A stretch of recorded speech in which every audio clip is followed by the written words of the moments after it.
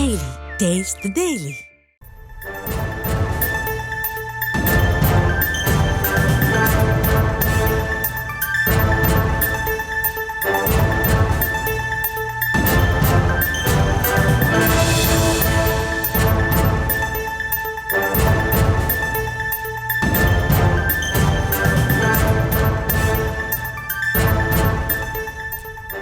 அண்மை செய்தியை பார்த்து வருகிறோம். ஓடும் ரயிலில் கர்ப்பிணி பெண்ணுக்கு பாலியல் தொல்லை கொடுத்து கீழே தள்ளிய நபர் ஹேமராஜ் என்பவனுக்கு இடது காலில் மாவுக்கட்டு போடப்பட்டிருக்கிறது. கழிவறையில் வழுக்கி விழுந்த நிலையில் கால் முறிவு ஏற்பட்டிருக்கிறது. விவரங்களை செய்தியாளர் நித்யானந்தன் வழங்க கேட்கலாம். நித்யானந்தன், வணக்கம். முழு விவரம்.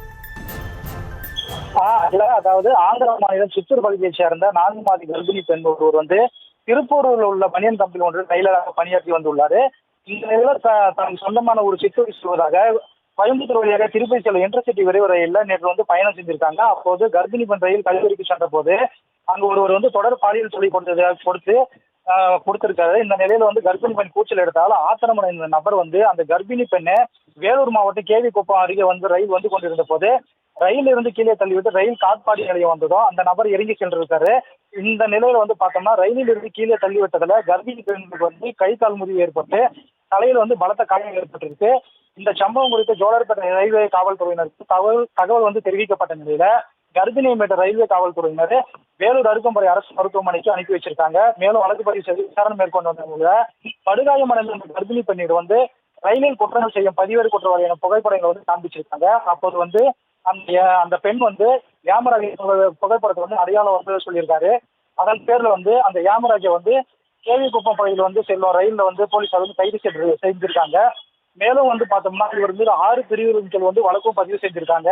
தொடர்ந்து ரயில் குற்றங்கள் பட்டியலில் யாமராஜ் பேரும் பல்வேறு வழக்குகள் இருப்பதாகவும் கூறப்படுகிறது. இந்த நிலையில கைதான நிலையில கழிவறைகள் வழுக்கி விழுந்த போது தற்போது யாமராஜுக்கு இடது காலில் மாவு கட்டு போடப்பட்டுள்ளது குறிப்பிடத்தக்கது. மேலும் பார்த்தோம்னா திருப்பூர் அரசு மருத்துவமனை கொண்டு மருத்துவ பரிசோதனை உட்படுத்தப்பட்டு நீதிமன்ற காவலுக்கு அனுப்பி வைக்கப்பட்டுள்ளார் குறிப்பிடத்தக்கது. Ashwin சாகிலா.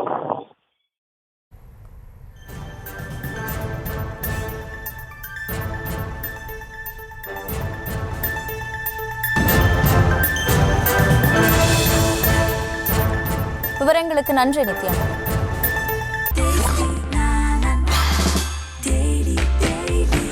Taste the Daily. Taste the Daily.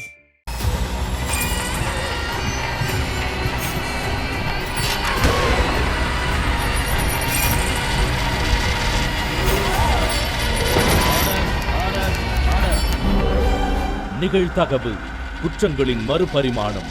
நாள்தோறும் இரவு 10 மணிக்கு இணைந்திருங்கள் நமது நியூஸ் தமிழ் தொலைக்காட்சியோடு.